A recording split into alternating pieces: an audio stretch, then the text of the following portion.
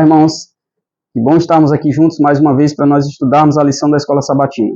Hoje nós vamos estudar o terceiro tema dessa lição que nós estamos estudando durante essa semana e tem o tema Mãos Puras, Coração ou Coração Puro. No livro de Marcos, no capítulo 7 do livro de Marcos, nós estamos trabalhando muito esse texto, muito esse capítulo, né? Nós vemos aqui que em algumas palavras Cristo tem apresentado para nós algumas situações sobre a questão da alimentação, né? Hoje existem muitas controvérsias, muitas perguntas sobre essa questão da alimentação. E a Igreja Adventista do Sétimo Dia, ela é muito atacada por ela pregar um regime de alimentação vegetariana, né? Dizendo que nós proibimos comer carne e tal. Nós não proibimos comer carne de maneira nenhuma. A Bíblia deixa bem claro os alimentos imundos, os impuros e os alimentos puros e os limpos, né? Que foi escrito na palavra de Deus. Mas o regime está escrito em Levítico 11, mas o regime alimentar do início desse planeta, com os primeiros pais, era um regime totalmente vegetariano, né? Mas isso não impede de você, em algum momento, se alimentar de uma carne que seja limpa, né? Que seja pura de acordo com a palavra de Deus. Isso não é uma questão de salvação. Então, os adventistas do sétimo dia hoje pregam que você tem que viver em conformidade com a Bíblia. Então, se a Bíblia apresenta um regime alimentar para nós, que exclui alguns alimentos, que está relatado no livro de Levítico, capítulo 11, como a gente pode citar para vocês, a carne do avestruz, a carne do rato, a carne de porco, está lá no mesmo livro, os peixes que são de couro, né, e outros animais, os urubus e outros animais que não cabe a nós nos alimentarmos, né, e ela também nos apresenta o tipo de alimento que nós devemos nos alimentar. O próprio Cristo, ele se alimentou de peixe, e peixe é um tipo de carne, né? Quando ele esteve ali no capítulo 21 do livro de João, ali já apareceu ali para os discípulos, ele pediu para comer, estava com fome. Ele já havia ressuscitado naquele momento, né?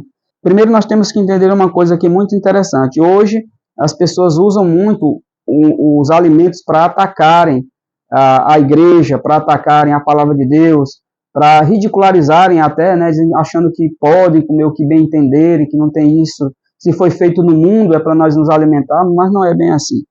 O que realmente torna alguém impuro? O que realmente contamina alguém? E a terceira pergunta está em Marcos 7, do 20 até o 23. Vou ler esse texto com vocês também. Marcos 7, aqui do 20 até o 23. E disse mais: o que sai do ser humano é o que torna impuro, pois é de dentro do coração dos homens que procedem os maus pensamentos, as imoralidades sexuais, os furtos, os homicídios, adultérios, as ambições desmedidas, a maldade, o engano, a devassidão, a inveja, a difamação, a arrogância e a insensatez. Ora, todos esses males procedem do interior, contaminam a pessoa humana e a tornam impura. Então você vê que a preocupação maior de Deus é com o que está acontecendo dentro do nosso coração.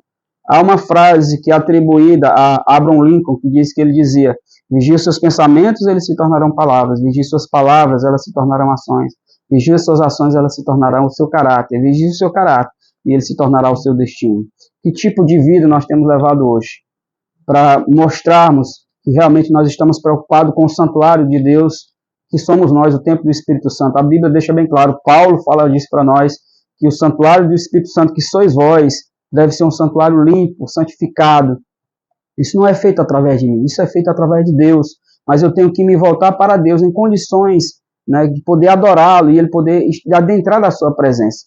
A Bíblia diz que Jesus nos faz um apelo: vinde a mim, vós todos que estáis cansados e sobrecarregados, e eu vos aliviarei. Se você está cansado de apenas se preocupar com conceitos e não verdadeiramente de amar a Deus, que é o mais importante, Deus é quem purifica você.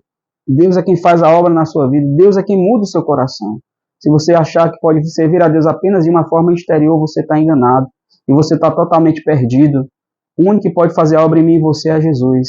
Então se entregue a Ele e deixe Ele fazer a obra na sua vida. Aqui diz que quando nós combinamos o 5º mandamento com a lista lá de pecados que está em Marcos 7, do 21 ao 23, que eu acabei de ler, nós percebemos que Jesus mencionou todos os mandamentos da segunda tábua do Decálogo, né? Que é a tábua que é atribuída o amor ao próximo. Além disso, em Mateus 7,7, ele se referiu à adoração vã, que diz respeito à essência dos primeiros 4 mandamentos do Decálogo. Assim, ao longo dessa passagem, Jesus se pronunciou como defensor da lei de Deus. E eu e você também temos que defender a palavra de Deus, a lei de Deus, né? E assim possamos juntos adorar ao único Deus verdadeiro. Vamos orar? Grandioso Deus, obrigado, Senhor, por saber que o Senhor tem cuidado de nós. O Senhor tem nos mostrado, Senhor, que tudo que nós fazemos nessa terra, ela tem um propósito, ela tem um ideal, a quem nós adoramos.